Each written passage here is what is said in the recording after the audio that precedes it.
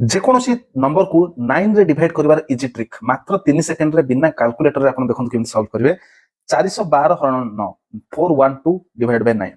କିଛି ନାହିଁ ସିମ୍ପଲ ଜିନିଷ 4 କୁ 1 ରେ ମିଶେଇ ଦିଅନ୍ତୁ 5 ହେଇଗଲା।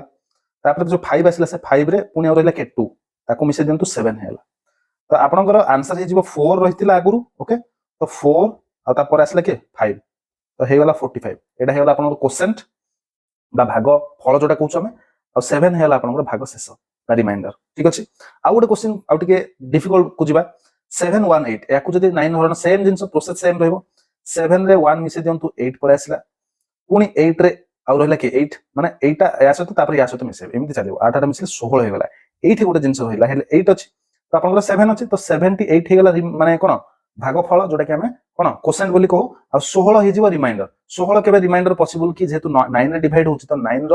ଏଇଦର ମାନେ 9 ରୁ କମ ହିଁ ରହିବାକୁ ପଡିବ ତ ଆମେ କଣ କରିବା 16 ରୁ 9 କୁ ଫେଡିଦେବା ଏଠି 16 ରୁ 9 ଗଲେ କେତେ 7 ଆସିବ ତ 7 ହେଇଯିବ କଣ ରିମାଇଣ୍ଡର ହେଲେ ଯେହେତୁ ଗୋଟେ 9 ଆମେ ଫେଡିଛୁ ତ ଏଇଠି ଆମେ 78 ଆସିଥିଲା ଆମର ଆନ୍ସର ଏଇଠି ପୁଣି ଗୋଟେ ତାହେଲେ 9ଟା ମିଶିବାକୁ ପଡିବ ତାମାନେ କେତେ ଥର ହେଇଯିବ ଗୋଟେ ଏକ୍ସଟ୍ରା 9 ମିଶୁଛି ମାନେ 1 ମିଶିଗଲା ଆନ୍ସର ହେଲା 79 ତ 79 ହେଇଯିବ ଆପଣଙ୍କର